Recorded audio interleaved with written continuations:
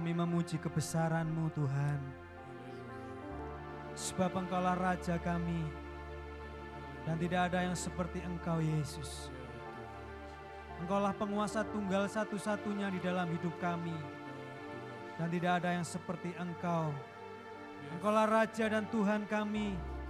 Engkaulah penyelamat hidup kami Tuhan. Dan kami mau memuji Engkau untuk selama-lamanya. Haleluya. Oh, Yesus ku menyembah-Mu. Yesus ku memuji-Mu.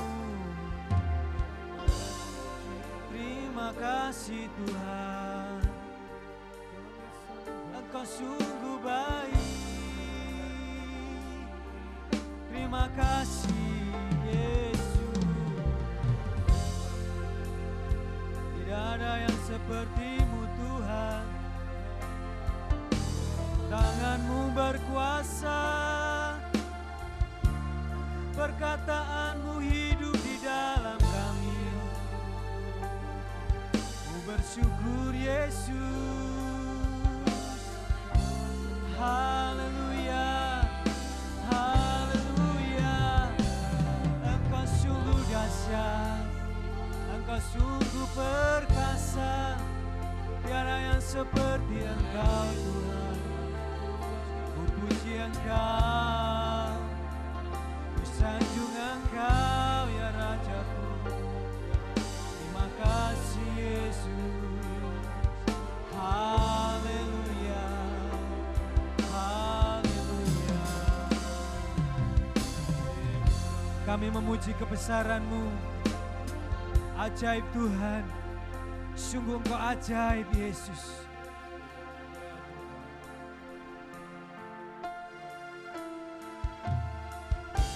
Haleluya.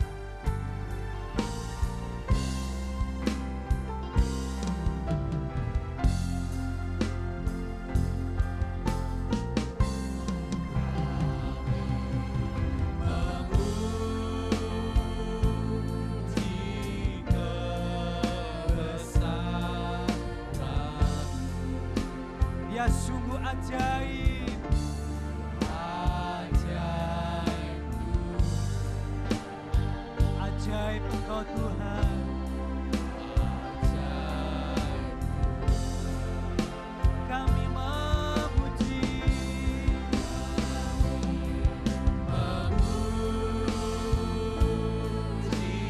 kebesaran.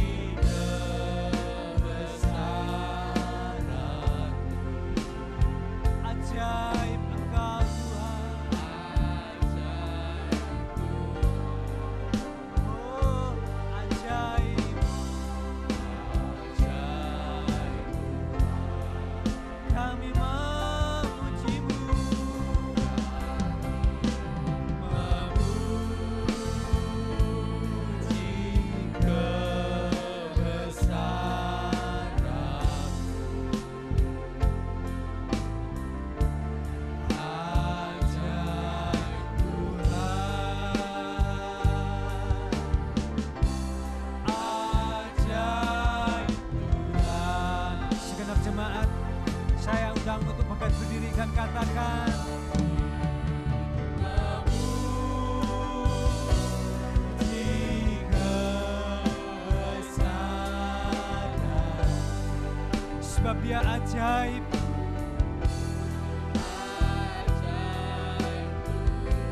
Dia ajaib. Ajaib, sangat ajaib. Haleluya. Kami memuji-Mu.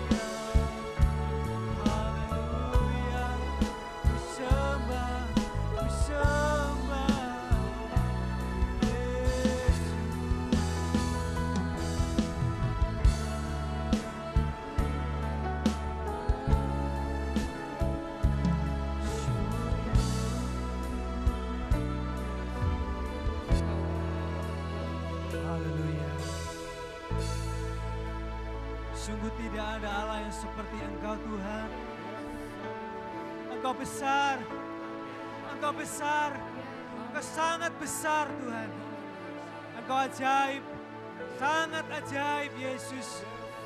Dan hari ini bersama keluarga kami mau memuji Engkau, kami mau memuliakan Engkau, sebab Engkaulah Raja untuk selama-lamanya yang akan memerintah Tuhan. Terima kasih Tuhan, di dalam nama Yesus kami mau memuji Engkau, haleluya, amin. Beri kemuliaan buat Tuhan, Allah kita yang luar biasa, haleluya, amin. Shalom. Apa kabarnya? Luar biasa. Beri kemuliaan buat Tuhan sekali lagi dengan dahsyat. Haleluya. Haleluya. Percaya Allah kita adalah Allah yang dahsyat. Amin. Ada satu cerita nyata di dalam Alkitab. Seorang perempuan yang bernama Hana. Dia sangat sedih hatinya.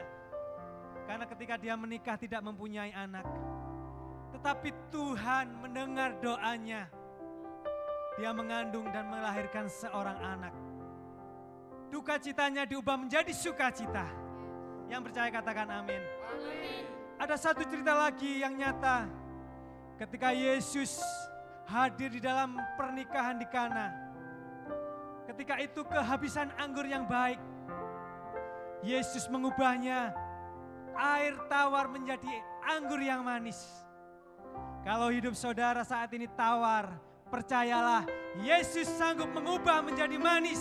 Yang percaya katakan amin. Haleluya. Mari kita mau menari buat Tuhan. Sebab dia sanggup mengubah ratap menjadi tari-tarian. Haleluya. Haleluya. Mari mau menari buat Tuhan Allah kita.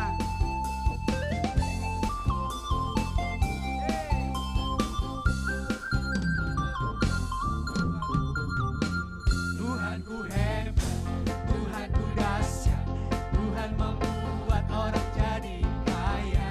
Dia merendahkan, Dia meninggikan, Dia menegakkan orang yang hina. Dia mengangkat orang yang miskin, yang rendah hatinya dari dalam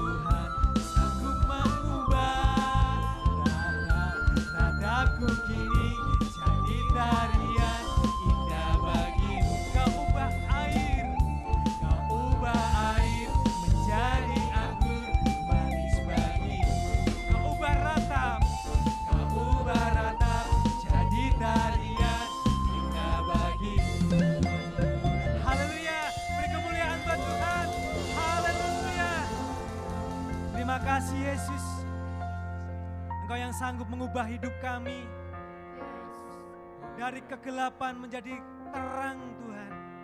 Kami bersyukur Tuhan. Tidak ada alasan bagi kami untuk kami berduka cita. Kami mau bersuka cita senantiasa di dalam Engkau yang memberikan kekuatan kepada kami Tuhan. Terima kasih Yesus. Sebab Engkau Bapa yang besar dan baik buat kami. Haleluya.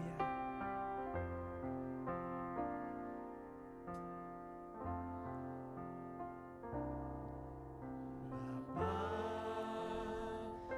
besar sungguh kasih setiamu. Nyata sungguh perlindunganmu. Tak satu kuasa mampu pisahkan aku dari kasih-Mu. Bapa, ajarku selalu hormati-Mu. Ajarku turut perintah-Mu. Berikan ku hati untuk menyembah-Mu dan bersyukur setiap waktu.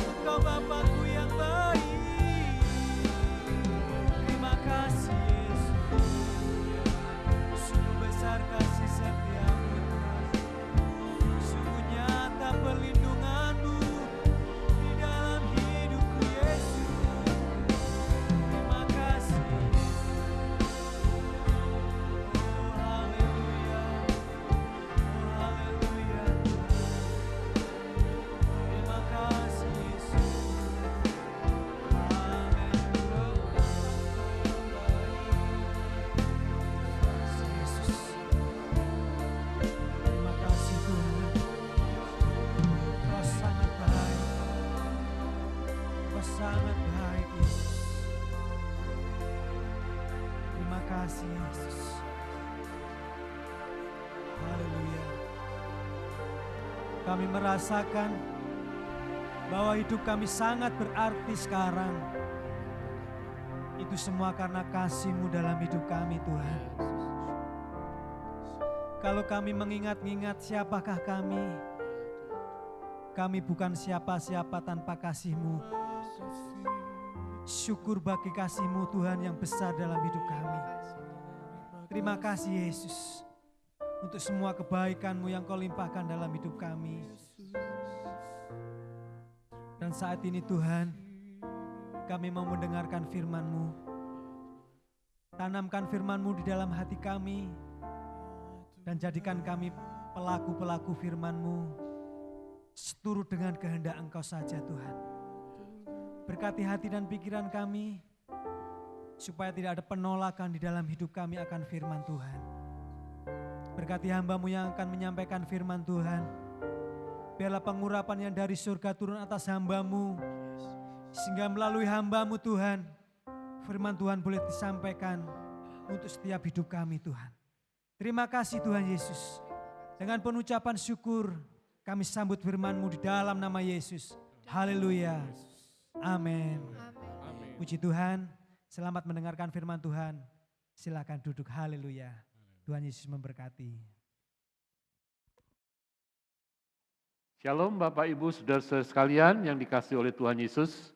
Kita berjumpa kembali di dalam ibadah online pada hari ini. Hari ini kita berada pada tanggal 15 November tahun 2020. Puji nama Tuhan, saya percaya Tuhan tetap menyertai kita sekalian meskipun kita masih tetap beribadah di rumah kita masing-masing. Mari kita akan menyatakan kesiapan kita. Sebelum kita mendengarkan firman Tuhan, saya undang kita berdiri bersama-sama dan menyatakan kesiapan kita dengan mengangkat Alkitab kita bersama-sama dengan saya katakan 1, 2, 3. Ini Alkitabku, aku adalah seperti yang dikatakannya, aku memiliki apa yang dikatakannya, aku sanggup melakukan apapun yang dikatakannya. Hari ini aku akan diajarkan firman Tuhan, aku mengaku dengan yakin bahwa hatiku siap dan pikiranku menerima. Aku tidak akan pernah menjadi sama lagi. Aku adalah gereja yang hidup dan berbuah di dalam nama Tuhan Yesus Kristus. Amin. Silakan duduk kembali, saudara sekalian. Puji Tuhan, tema firman kudus hari ini adalah Tuhan menyatakan diri kepada orang yang mengasihinya. Ya, tema ini adalah merupakan kelanjutan dari apa yang sudah saya sampaikan dalam 2 minggu berturut-turut, yaitu mengenai mengasihi Tuhan. Ya, hari ini bagian yang ketiga, temanya adalah Tuhan menyatakan diri kepada orang yang mengasihinya.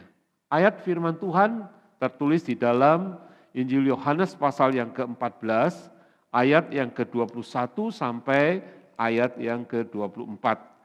Saya undang Bapak Ibu membaca bersama-sama dengan saya sekalian ya. Dalam Yohanes pasal yang ke-14 ayat yang ke-21 sampai ayat yang ke-24. Ayat 21 sampai ayat yang ke-24. Mari kita baca bersama-sama. Sudah membuka Alkitabnya semua, kita baca bersama-sama ya. 1, 2, 3. Barang siapa memegang perintahku dan melakukannya, dialah yang mengasihi aku. Dan barang siapa mengasihi aku, ia akan dikasihi oleh Bapa-Ku, dan aku pun akan mengasihi dia, dan akan menyatakan diriku kepadanya. Yudas yang bukan Iskariot berkata kepadanya, Tuhan, apakah sebabnya maka engkau hendak menyatakan dirimu kepada kami, dan bukan kepada dunia? Jawab Yesus, jika seorang mengasihi aku, ia akan menuruti firman-Ku, dan Bapa-Ku akan mengasihi dia, dan kami akan datang kepadanya dan diam bersama-sama dengan dia. Barang siapa tidak mengasihi aku, ia tidak menuruti firman-Ku, dan firman yang kamu dengar itu bukanlah daripadaku, melainkan dari Bapa yang mengutus aku. Amin. Pokok pembahasan kita ada pada ayat yang ke-21, yang berkata, barang siapa memegang perintahku dan melakukannya, dialah yang mengasihi aku. Dan barang siapa mengasihi aku, ia akan dikasihi oleh Bapa-Ku. Dan aku pun akan mengasihi dia dan akan menyatakan diriku kepadanya. Puji Tuhan. Ya, ayat ini adalah merupakan suatu janji Tuhan yang luar biasa kepada orang-orang yang mengasihi Tuhan. Tuhan berkata bahwa kalau ada orang yang mengasihi aku, dia menuruti perintahku. Lalu Tuhan berkata, dan aku akan menyatakan diriku kepadanya. Mari kita akan melihat tujuan pembahasan hari ini. Saudara, yang pertama untuk mengajarkan kepada kita agar kita lebih sungguh-sungguh mengasihi Tuhan. Dengan kita mengasihi Tuhan, maka Tuhan akan menyatakan dirinya kepada kita, kepada saudara. Ya, nanti saya akan terangkan pada bagian poin-poin berikut ini bagaimana Tuhan menyatakan dirinya dan apa yang terjadi kalau Tuhan menyatakan diri kepada kita. Saudara, dan yang ketiga, dengan mengasihi Tuhan maka kita terhindar dari penyesatan. Saya sudah sampaikan bahwa pada akhir zaman seperti yang Tuhan sudah katakan, sudah firmankan di dalam Alkitab kita bahwa akan datang penyesat-penyesat. Dan karena itu kita perlu mengasihi Tuhan supaya apa saudaraku? Supaya kita dilepaskan, dihindarkan dari penyesat-penyesat, ajaran-ajaran palsu yang ingin menyesatkan manusia. Ya, mari kita akan lihat di dalam pembahasan firman Tuhan. Dalam iman, kita percaya bahwa Tuhan dapat menyatakan dirinya kepada kita melalui berbagai macam cara. Jadi Tuhan itu adalah Tuhan yang maha kuasa, saudara ya. Tuhan bisa menyatakan dirinya kepada kita. Caranya bagaimana? Ada banyak cara Tuhan menyatakan diri kepada kita. Dan hari ini kita akan membahas beberapa hal, saudaraku, makna mengenai apa sih itu Tuhan menyatakan diri kepada kita, bagaimana dan apa yang akan terjadi jikalau Tuhan menyatakan diri kepada orang yang mengasihinya. Nah, saudara, bagian yang pertama, arti daripada Tuhan menyatakan diri, itu artinya Tuhan hadir. Ya, hadir di mana kita berada. Ya, Tuhan hadir dimanapun kita berada. Saudara yang dikasih Tuhan, Tuhan kita itu adalah Tuhan yang hidup. Tuhan yang mau hadir. Bahkan ketika juru selamat datang ke dalam dunia, Yesus Kristus datang ke dalam dunia, dinubuatkan oleh Nabi Yesaya 700 tahun sebelumnya, dalam Yesaya pasal yang ke-7 ayat yang ke-14, digenapi dalam Matius 1 ayat yang ke-23. Julukan yang diberikan kepada Yesus Kristus itu adalah Immanuel. Ya, kita semua tahu apa arti dari Immanuel. Artinya Tuhan Allah beserta dengan kita. Ya. Saudara, untuk jelasnya saya bacakan dari Yesaya 7 ayat yang ke-14 ya, supaya kita betul-betul diyakinkan oleh firman Tuhan yang terdapat dalam kitab Yesaya 7 ayat yang ke-14. Saya bacakan, sebab itu Tuhan sendirilah yang akan memberikan kepadamu suatu pertanda.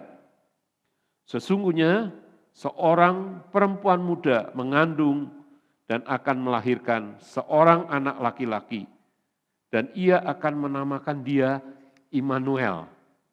Ya, itu tertulis 700 tahun sebelum kelahiran Kristus. Lalu di dalam Matius pasal 1, digenapilah apa yang tertulis di dalam kitab Yesaya 7 ayat 14. Yaitu ketika Yesus lahir, Yesus diberi gelar Immanuel. Artinya Allah beserta dengan kita. Nah, saudaraku, selain itu juga Tuhan Allah itu disebut sebagai omnipresence. Omnipresence. Omni itu artinya semua. Presence itu artinya hadir. Nah, dari kata omnipresent ini artinya Tuhan hadir di semua tempat. Ya, Tuhan ada dimanapun kita berada. Saudara-saudaraku, kemudian Tuhan juga disebut sebagai omnipotent Father, Bapa yang Maha Kuasa. Oh, luar biasa ya. Jadi Tuhan itu bukan cuma maha hadir, bukan cuma hadir menyertai kita, berada di mana kita berada, tapi dia juga adalah Tuhan yang berkuasa. Bahkan dia adalah Bapa yang berkuasa. Nah, karena itu kita bersyukur kepada Tuhan, bahwa kita sebagai orang-orang yang percaya kepada Tuhan, kita memiliki Tuhan yang berkuasa. Omnipotent Father. Ya, Bapa yang Maha Kuasa. Saudaraku, karena itulah kekristenan tidak pernah kita diajarkan untuk membela Tuhan. Ya, kita tidak perlu membela Tuhan. Kenapa saudara? Karena Tuhan sendiri adalah Tuhan yang Maha Kuasa. Siapa kita membela Tuhan? Jadi kalau ada orang membela Tuhannya, itu berarti Tuhannya tidak Maha Kuasa. Tapi kalau Tuhan kita itu adalah Tuhan yang Maha Kuasa. Jadi kita tidak perlu membela Tuhan. Tuhanlah yang membela kita. Di dalam Alkitab disebutkan berulang-ulang kali bahwa Tuhanlah yang berperang bagi kita. Tuhanlah pembela kita. Tuhanlah penolong kita. Bukan kita yang menolong Tuhan. Kalau kita menjadi penolong Tuhan, kita menjadi pembela Tuhan, berarti kita lebih besar dari Tuhan. Kalau begitu kenapa kita harus menyembah kepada Tuhan yang lebih kecil dari kita? Nah, karena itu saudaraku, pernyataan Tuhan omnipresence, artinya Tuhan hadir dan omnipotent, Tuhan yang berkuasa, yang maha kuasa, ini membuat kita bersukacita. Saudaraku, ya karena itu kalau kekristenan seringkali dihina, dilecehkan, kita tidak perlu membelanya. Biar Tuhan sendiri yang membela. Amin. Ya. Kalaupun mungkin kita diperintahkan oleh Tuhan memberi jawab kepada orang-orang, dikatakan bahwa kita perlu memberi jawab dengan sejujurnya, dengan hati yang ramah, bukan dengan kemarahan. Ya, dan kita bersyukur untuk apologet Kristen yang hari-hari ini begitu banyak muncul di permukaan, saudaraku, dan kita kalau dibilang membela itu bukan membela Tuhan. Ya, kita hanya sekedar meluruskan. Karena seringkali banyak orang-orang di luar Kristen yang mengutip ayat-ayat Alkitab tapi dengan pengertian yang salah. Dan hampir 100% orang yang mengutip Alkitab Kristen itu penafsirannya salah. Nah, apologet inilah yang meluruskan penafsiran-penafsiran yang salah itu. Tapi bukan menjadi pembela Tuhan. Puji nama Tuhan. Nah, saudaraku, kita melihat di dalam perjalanan bangsa Israel dari negeri Mesir menuju tanah Kanaan. Minggu lalu sudah saya sampaikan di dalam kitab Keluaran pasal yang ke-32, orang-orang Israel jatuh dalam dosa penyembahan berhala. Yaitu ketika Musa naik ke Gunung Sinai untuk menerima 10 hukum Tuhan, 10 perintah Tuhan, ya. Saudara, orang Israel menunggu terlalu lama, lalu mereka membuat berhala, patung lembu emas. Dan mereka menyembah kepada patung lembu emas. Di dalam Keluaran pasal yang ke-32. Tuhan marah, saudaraku. Sehingga di dalam Keluaran pasal yang ke-33, ya, Tuhan berkata kepada Musa begini, silahkan kamu berjalan sendiri, nanti malaikatku saja yang memimpin. Tapi aku tidak akan hadir di tengah-tengah kamu. Aku tidak lagi hadir di tengah-tengah orang Israel. Wah, saudaraku, di dalam kitab Keluaran pasal 33 ayat yang keempat dikatakan mereka begitu khawatir. Ya, saudaraku, ketika Tuhan mengatakan aku tidak akan menyertai kamu. Ya. Dalam Keluaran pasal 33, ketika bangsa itu, ayat yang keempat, ketika bangsa itu mendengar ancaman yang mengerikan ini, berkabunglah mereka, dan seorang pun tidak ada yang memakai perhiasannya. Jadi mereka ketakutan, saudaraku, termasuk Musa juga ketakutan. Kalau sampai Tuhan tidak menyertai mereka, kalau sampai Tuhan tidak ada di tengah-tengah mereka, itu artinya ada satu bahaya yang besar. Maka di dalam doa Musa, dalam kitab Keluaran pasal 33 ayat yang ke-15, Musa berkata kepada Tuhan, jika engkau sendiri tidak membimbing kami, janganlah suruh kami berangkat dari sini.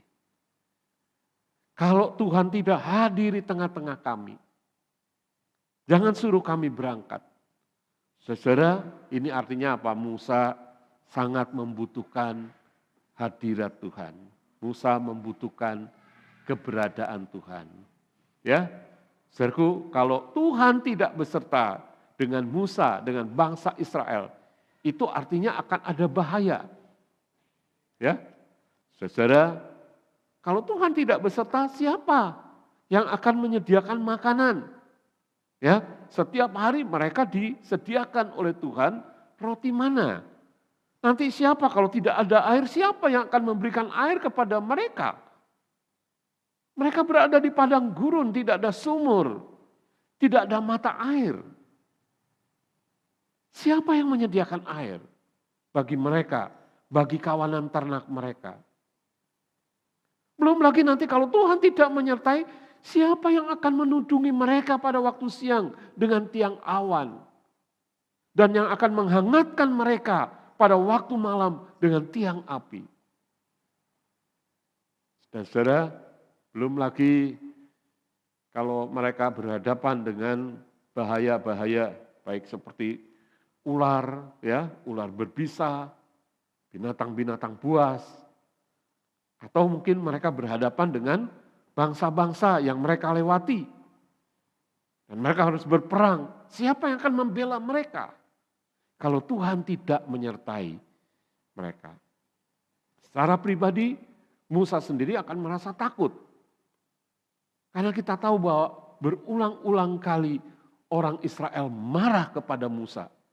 Dan hendak melempari Musa dengan batu. Tapi tiap kali Musa mau dieksekusi, mau dibunuh oleh orang Israel, Tuhan hadir. Ya, kemuliaan Tuhan, awan kemuliaan Tuhan itu hadir, saudaraku. Tuhan membela Musa. Jadi bagi Musa secara pribadi, kalau Tuhan tidak menyertai, ini adalah sebagai satu malapetaka. Meskipun di situ dikatakan, Tuhan berkata, nanti malaikatku yang akan menyertai. Tuhan, Musa merasa bahwa, waduh, kalau malaikat yang menyertai, wah, siapa yang bisa mengampuni? Ya, kalau malaikat yang menyertai, yang memimpin, berarti setiap dosa harus segera dihukum, mati pada saat itu juga. Tidak ada pengampunan lagi, saudara. Nah, itulah sebabnya Musa berdoa kepada Tuhan, Tuhan, jangan suruh aku berangkat dari sini kalau engkau tidak membimbing kami, kalau engkau tidak menyertai kami. Saudara, betapa pentingnya kehadiran Tuhan di dalam hidup kita. Ya, karena itu saudaraku, omnipresence ini menjadi satu tanda bahwa Tuhan Immanuel beserta dengan kita. Nah, kita membutuhkan itu. Musa membutuhkan kehadiran Tuhan. Apalagi kita, saudaraku. Kita juga membutuhkan kehadiran Tuhan di tengah-tengah dunia yang penuh dengan pergumulan ini. Haleluya. Mari kita selalu tingkatkan doa kita di hadapan Tuhan. Dan kita berdoa, Tuhan, setiap hari Tuhan sertai saya. Saya selalu berdoa setiap hari minta pimpinan Tuhan. Saudaraku, dan itulah sebabnya kita membutuhkan kehadiran Tuhan di dalam hidup kita. Nah, bagian yang kedua, saudara, makna dari Tuhan datang kepada kita, menyatakan dirinya kepada kita, itu berarti Tuhan itu ingin semakin dikenal. Ya, Tuhan yang kita sembah adalah Tuhan yang ingin dikenal oleh kita. Saudara, dan kita juga adalah penyembah-penyembah Tuhan yang kita kenal. Kita bisa menyembah kepada Tuhan karena kita kenal Tuhan. Minggu lalu saya sudah sampaikan bahwa orang Israel jatuh di dalam penyembahan berhala karena mereka tidak mengenal Tuhan. Nah, itulah sebabnya di dalam Hosea pasal yang ketiga, pasal yang ke-6, Hosea pasal yang ke-6, ayat yang ke-3, saya bacakan Hosea 6 ayat yang ke-3, marilah kita mengenal dan berusaha sungguh-sungguh mengenal Tuhan. Ia pasti muncul seperti fajar. Ia akan datang kepada kita seperti hujan pada akhir musim yang mengairi bumi. Jadi di sini dikatakan, marilah kita berusaha sungguh-sungguh mengenal kepada Tuhan. Dan di dalam pasal sebelumnya sudah dituliskan di dalam kitab Hosea pasal yang ke-4 ayat yang ke-6, dikatakan umatku binasa karena tidak mengenal Allah. Tidak mengenal Tuhan. Nah, kalau hari ini saudara ditanya, saudara kan penyembah-penyembah Tuhan. Ya, penyembah Tuhan Allah. Saudara kenal enggak Tuhan? Lah kok kita menyembah kepada Tuhan, tapi kita tidak mengenal siapa Tuhan itu? Banyak orang berkata, semua agama mengatakan bahwa Tuhannya adalah pencipta langit dan bumi. Bahwa saya setuju bahwa Tuhan itu adalah pencipta langit dan bumi dan segala isinya. Tapi betulkah bahwa yang kita sembah itu adalah Tuhan yang benar-benar pencipta langit dan bumi? Kenalkah kita terhadap Tuhan itu? Atau itu hanya merupakan suatu pengakuan sepihak saja? Nah, di dalam kekristenan ya, ada janji Tuhan yang di dalam Yohanes pasal 14 ayat yang ke-23 dibaca bersama-sama 1 2 3. Jika seorang mengasihi aku, ia akan menuruti firman-Ku dan Bapa-Ku akan mengasihi dia dan kami akan datang kepadanya dan diam bersama-sama dengan dia. Luar biasa ya, ini adalah merupakan janji Tuhan.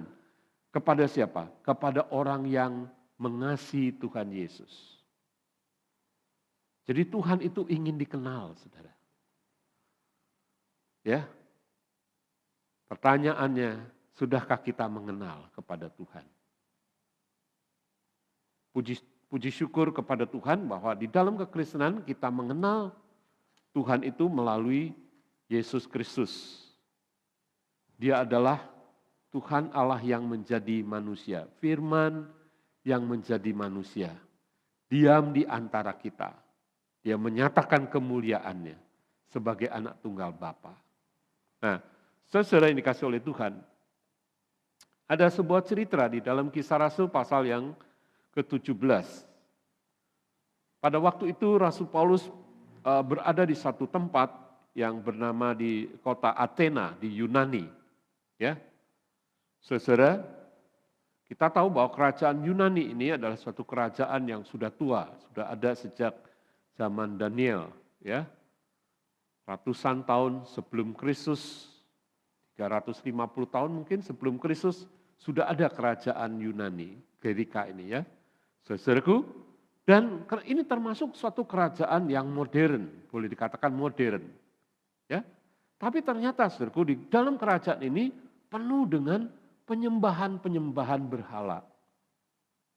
Minimal ada 12 dewa yang dimiliki oleh bangsa Yunani. Saudara pernah mendengar nama Apollo? Ya, itu adalah salah satu nama dewa dari Yunani. Athena sendiri, kota di Yunani adalah merupakan nama dari salah satu dewa Yunani. Artemis dewa Yunani. Ya, saudaraku, banyak sekali, ada 12 nama dewa Yunani. Nah, saudara, ketika Rasul Paulus berjalan-jalan di kota Yunani, di kota Athena di Yunani, lalu dia menemukan sebuah mezbah. Ya, menemukan sebuah mezbah dalam Kisah Rasul pasal yang ke-17. Dan di atas mezbah itu ditulis sebuah kalimat kepada Allah yang tidak dikenal. Saking kepengennya orang-orang Yunani ini memiliki lebih banyak Tuhan, memiliki lebih banyak dewa, barangkali ada dewa yang belum disebut namanya, yang perlu disembah, ya, ayo ke sini dewa, ini loh, ada tulisan kepada Allah yang tidak dikenal. Artinya orang-orang di Athena, di Yunani masih mencari, mereka tidak puas dengan 12 dewa-dewi mereka. Mereka masih mencari. Nah, itulah sebabnya di dalam Kisah Para Rasul pasal yang ke-17, Rasul Paulus menuliskan, Alkitab menuliskan, dikatakan, sebab ketika aku berjalan-jalan di kotamu dan melihat-lihat barang-barang pujaanmu, aku menjumpai juga sebuah mezbah dengan tulisan kepada Allah yang tidak dikenal. Apa yang kamu sembah tanpa mengenalnya, itulah yang kuberitakan kepada kamu. Beranjak dari tulisan ini, Rasul Paulus memberitakan Injil kepada orang-orang di Athena. Dalam Kisah Rasul pasal yang ke-17. Ya, dikatakan, apa yang kamu sembah tanpa mengenalnya, itulah yang kuberitakan kepadamu. Lalu, saudaraku, Paulus memberitakan tentang Yesus yang adalah Tuhan Allah yang datang ke dalam dunia dalam wujud manusia.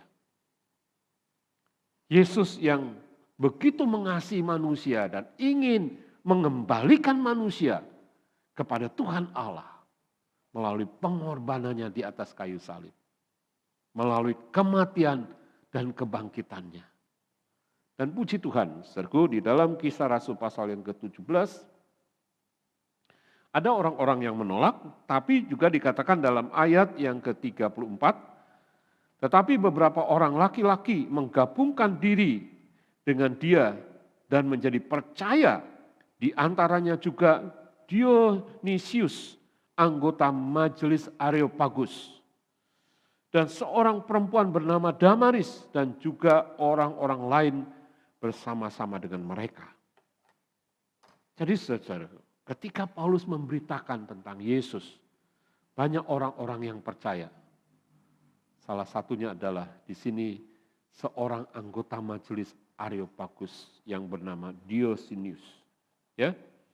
Nah, saudaraku, jadi kita melihat di sini seringkali manusia menyembah, tapi kepada Tuhan yang tidak dikenal. Kalau saya bertanya kepada saudara, apakah saudara sudah mengenal kepada Tuhan? Kenalkah saudara Tuhan yang saudara sembah itu, apakah saudara kenal? Kalau saudara belum kenal Tuhan yang saudara sembah, hari ini firman Tuhan mau menyatakan kepada saudara bahwa Tuhan itu menyatakan dirinya di dalam pribadi Yesus Kristus, Sang Juru Selamat. Dialah Allah yang menjadi manusia untuk menyatakan kasih-Nya kepada kita. Dia berkorban di atas kayu salib untuk menebus dosa kita. Kenapa dia mau menebus dosa? Karena kita tidak bisa menebus dosa kita sendiri. Kita orang berdosa tidak bisa menebus dosa kita sendiri. Bahkan jika kita memiliki seisi dunia, kita tidak bisa menebus dosa kita dengan seisi dunia. Saudaraku, dan itulah sebabnya kita bersyukur kepada Tuhan. Bahwa Tuhan yang kita sembah adalah Tuhan yang mau menyatakan dirinya sebagai Tuhan yang Maha Esa. Ya, sebagai Tuhan yang omnipoten, Tuhan yang Maha Kuasa. Ya, omnipresence, Tuhan yang Maha Hadir. Haleluya. Nah, saudaraku, kita mengenal nama Tuhan itu seringkali kita menyebutnya Tuhan yang Maha Esa. Nah, pengertian ini, Tuhan yang Maha Esa itu harus dimengerti dari sudut pandang Tuhan, bukan dari sudut pandang manusia. Kalau kita mau mengerti Tuhan dari sudut pandang manusia itu seperti gini, saya ini Esa, Esa itu artinya satu, saya Esa. Ya, saya satu, Esa itu satu. Tapi keesaan saya dengan keesaan Tuhan itu berbeda. Makanya kita harus mempunyai sudut pandang Tuhan. Tuhan itu juga Esa, Tuhan juga satu. Tapi keesaan Tuhan berbeda dengan keesaan saya.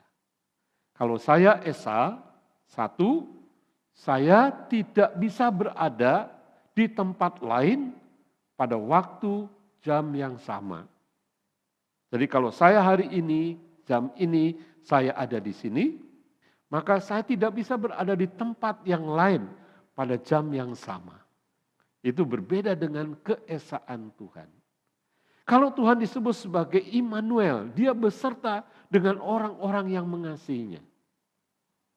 Seandainya ada 1000 orang yang mengasihi Tuhan, di 1000 kota, dan Tuhan menyertai 1000 orang ini, di 1000 kota. Saudara, bisakah Tuhan menyertai 1000 orang di tempat yang berbeda, di kota yang berbeda, bahkan di negara yang berbeda, pada waktu yang sama? Bagaimana pendapat saudara? Apakah Tuhan bisa menyertai 1000 orang di tempat yang berbeda, di negara yang berbeda, pada jam yang sama? Oh, gimana jawaban saudara? Bisa? Oh, bisa. Bisa ya? Jadi Tuhan bisa menyertai 1000 orang pada jam yang sama di tempat yang berbeda. Saudara, itu bukan berarti bahwa ada 1000 Tuhan. Ya, tidak. Dia tetap Maha Esa. Itulah yang disebut sebagai omnipresence. Dia hadir di mana saja.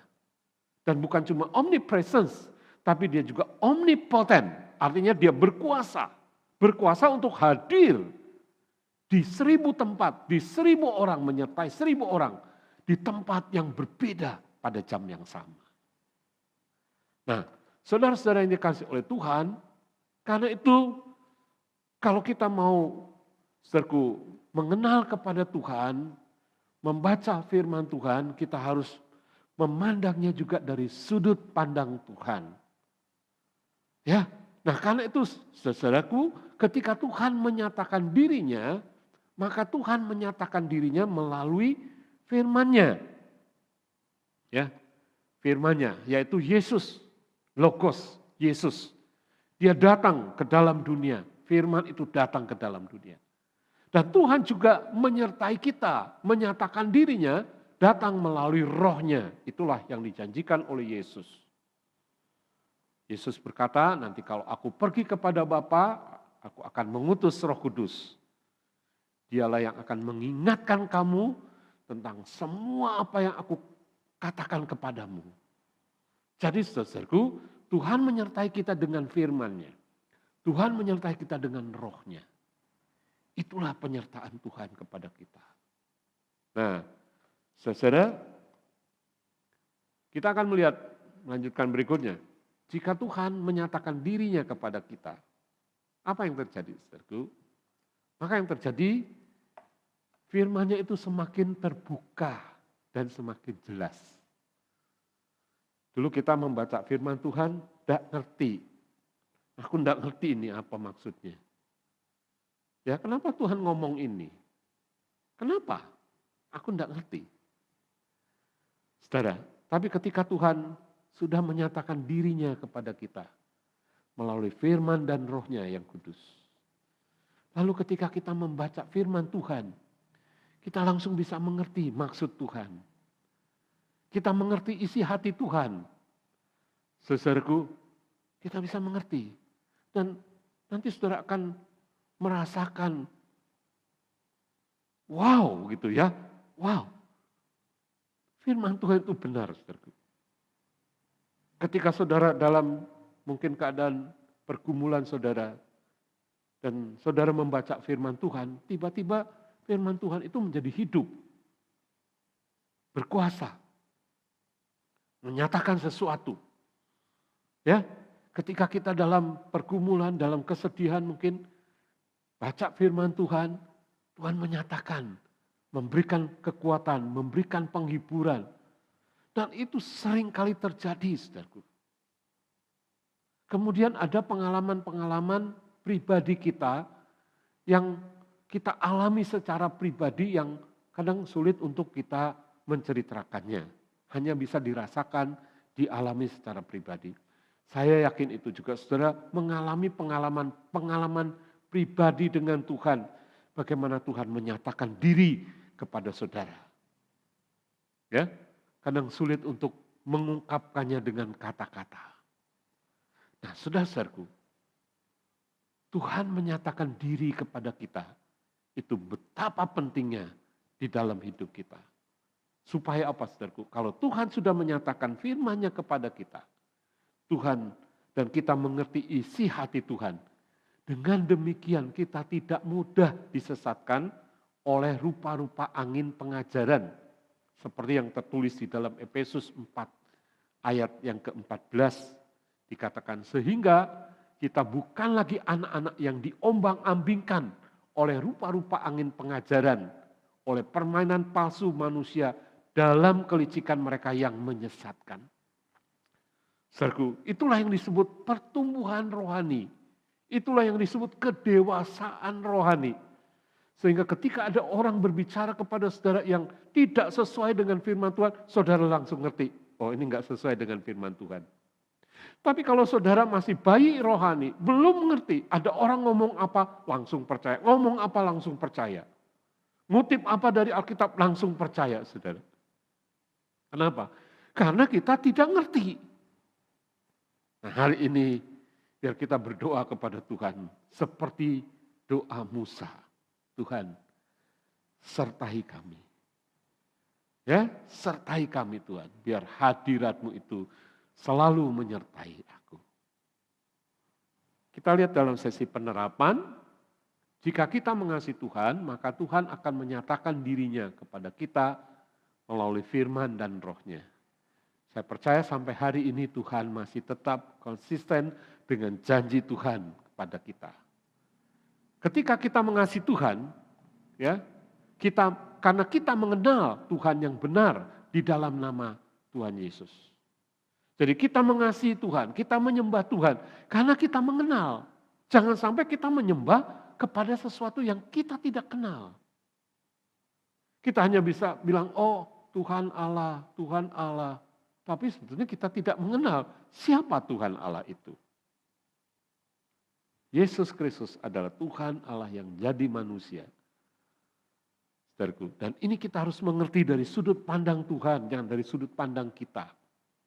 Ingat bahwa Yesus itu bukan manusia yang dijadikan Tuhan. Pengertian yang salah sampai hari ini ada banyak orang tidak bisa menerima Yesus sebagai Tuhan adalah karena mereka berpikir bahwa Yesus adalah manusia yang dijadikan Tuhan. Apalagi kemudian ada tambahan-tambahan dari mereka-mereka yang berkata bahwa Yesus baru dijadikan Tuhan pada Konsili Nicea pada tahun 325. Ya, itu sangat keliru. Bukan. Yesus bukan manusia yang dijadikan Tuhan, bukan. Tapi dia adalah Tuhan yang menjadi manusia. Nah itu yang betul, saudara. Jadi pengertian ini juga harus kita mengerti dari sudut pandang Tuhan. Ya, kenapa demikian? Karena itu Tuhan sudah menyatakannya begitu. Nah, saudara, yang ketiga, kita akan mengalami pengalaman pribadi dengan Tuhan sehingga kita tidak mudah disesatkan oleh pengajaran-pengajaran palsu. Tuhan kiranya memberkati kita semua, saudara sekalian, ya. Dan saya berdoa supaya Tuhan benar-benar menyertai kita. Kalau kita mengasihi Tuhan, Tuhan akan menyatakan dirinya kepada kita. Dan kita akan semakin mengerti, mengenal Dia. Sehingga kita dapat menyembah Tuhan dengan benar. Mari kita akan membaca penutupnya dari Injil Yohanes 14 ayat yang ke-21. Mari kita baca bersama-sama. Yohanes 14, 21. 1, 2, 3. Barang siapa memegang perintahku dan melakukannya, dialah yang mengasihi aku. Dan barang siapa mengasihi aku, ia akan dikasihi oleh Bapa-Ku. Dan aku pun akan mengasihi dia dan akan menyatakan diriku kepadanya. Amin. Tuhan memberkati kita semua, saudara. Mari kita akan tundukkan kepala dan berdoa kepada Tuhan. Kita sambut dengan pujian kita. Bila ku buka mataku, ku terkagum. Kita percaya bahwa ketika kita dibukakan mata rohani kita, kita akan terkagum-kagum akan kebesaran Tuhan. Haleluya. Haleluya.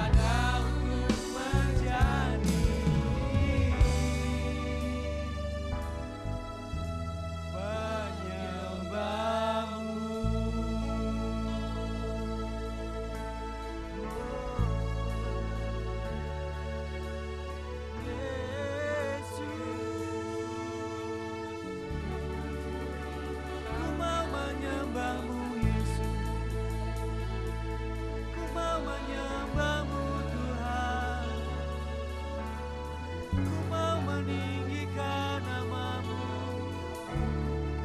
sebab Engkau Rajaku, sebab Engkaulah Tuhan. Terkagum wajah-Mu Yesus, ku tersanjung karena kasih-Mu Yesus. Terima kasih, Engkau sungguh baik, Engkau sangat baik. Terima kasih Yesus. Haleluya. Syukur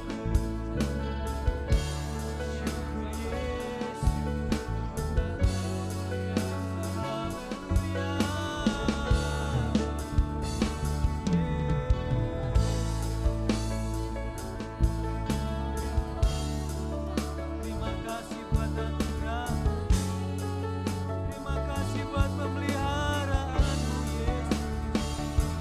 Tersanjung, ku terkagum. Terima kasih Yesusku. Haleluya, haleluya, haleluya.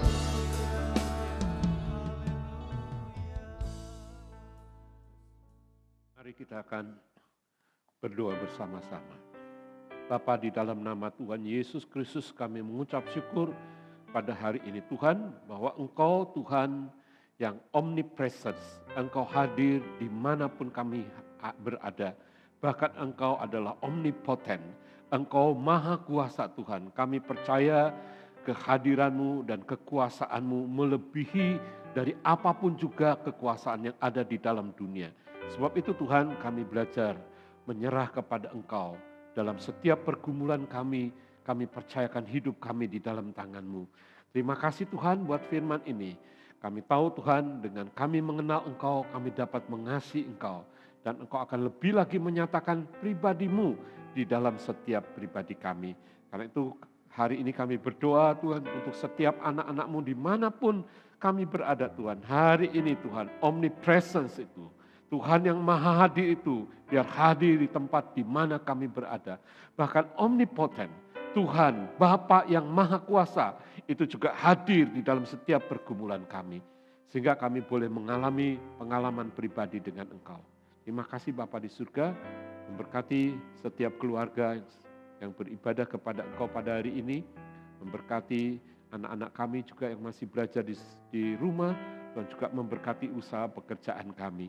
Terima kasih Tuhan, kami mengucap syukur karena Tuhan yang kami sembah adalah Tuhan yang kami kenal di dalam nama Tuhan Yesus Kristus. Amin. Bapak Ibu Saudara, mari kita angkat amplop-amplop di atas kepala kita. Bapak, kami bersyukur untuk pagi hari ini Bapak, Engkau Allah yang beserta kami, Engkau Allah yang memberkati setiap kehidupan kami. Setiap tangan kami pagi hari ini Tuhan, kami angkat untuk mengucapkan syukur untuk setiap berkat yang Tuhan limpahkan bagi kami.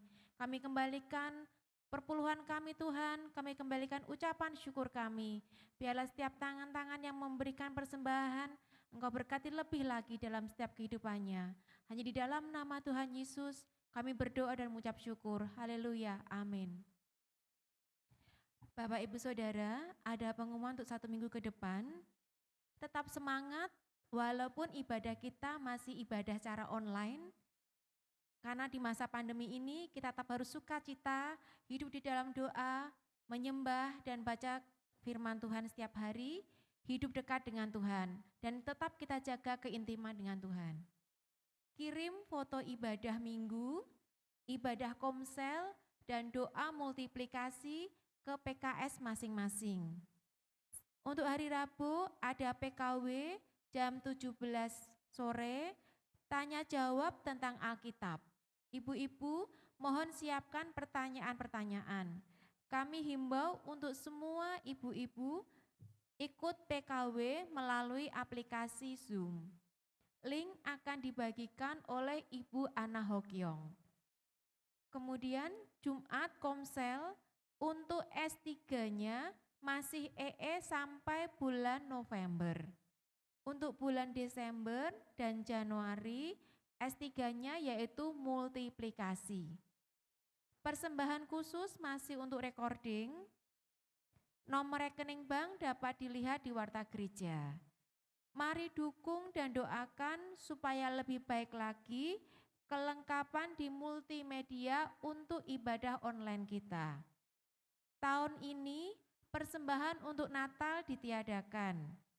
Sesuai kesepakatan dengan semua PKS, karena pandemi masih parah, kita belum bisa beribadah berkumpul bersama di gereja. Maka untuk ibadah umum Natal tanggal 25 Desember nanti, kita mengadakan watch party, artinya tetap recording, tetapi untuk jam 5 sore serentak ibadah Natal ditayangkan dengan Zoom bersama-sama seluruh jemaat GBT, baik Banyumanik maupun Bukit Sari, sehingga bisa saling melihat siapa yang hadir di ibadah Natal. Jadi link tidak dibagikan. Untuk pelaksanaannya, minimal 2 keluarga jemaat bergabung di salah satu rumah. PKS akan membantu penggabungan ini maksimal 10 orang. Kesempatan untuk mengundang sanak keluarga. PKS mendaftarkan nama-nama yang akan hadir di setiap rumah yang dipakai. Untuk acara, ada acara candlelight, lilin dari gereja, kemudian perjamuan kasih, tiap keluarga menyediakan makanan. Ada hidangan kecil dari gereja yang bisa diambil pada siang harinya. Teknis lain-lainnya akan dijelaskan oleh PKS di masing-masing komsel. Kemudian untuk ibadah sekolah minggu Superbook, setiap minggu jam 9.45 pagi melalui aplikasi Zoom. Kemudian anak-anak bisa bertemu dan berinteraksi dengan teman-teman dan kakak-kakak pembina gereja. Bagi para orang tua, mohon dukung anak-anak beribadah dan dimuridkan. Bagi yang perlu bantuan untuk download aplikasi Zoom, bisa melalui wali kelas di grup masing-masing.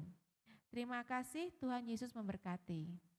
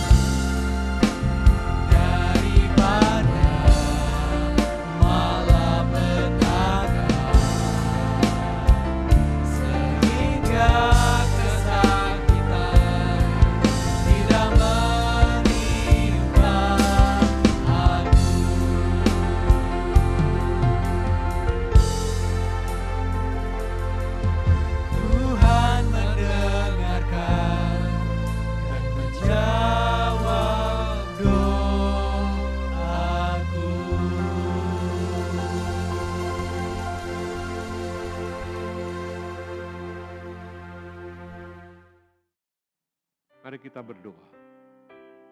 Berbahagialah orang yang tidak berjalan menurut nasihat orang fasik, yang tidak berdiri di jalan orang berdosa, dan yang tidak duduk dalam kumpulan pencemooh. Tetapi yang kesukaannya ialah Taurat Tuhan dan yang merenungkan Taurat itu siang dan malam. Ia seperti pohon yang ditanam di tepi aliran air, yang menghasilkan buahnya pada musimnya dan yang tidak layu daunnya. Apa saja yang diperbuatnya berhasil. Amin. Diberkatilah engkau pada waktu masuk dan diberkatilah engkau pada waktu keluar. Dan Tuhan memerintahkan berkat di dalam lumbungmu dan di dalam segala usahamu. Tuhanlah yang telah menetapkan kita menjadi umat-Nya yang kudus, dan Tuhan melimpahi kita dengan segala kebaikan-Nya. Tuhan mengangkat kita menjadi kepala dan bukan ekor, dan kita akan tetap naik bukan turun. Terpujilah Tuhan kekal selama-lamanya. Sekarang kita akan mengangkat kedua tangan kita, menengadahkannya kepada Tuhan. Diberkatilah engkau, kiranya Tuhan memberkati engkau dan melindungi engkau. Tuhan menyinari engkau dengan wajah-Nya dan memberi engkau kasih karunia. Tuhan menghadapkan wajah-Nya kepadamu dan memberi engkau damai sejahtera di dalam nama Bapa, Putra dan Roh Kudus, yaitu dengan nama Tuhan Yesus Kristus. Semua kita yang percaya dan mengasihi Tuhan sama-sama katakan amin. Tuhan memberkati kita sekalian, sampai berjumpa kembali pada kesempatan yang akan datang. Shalom.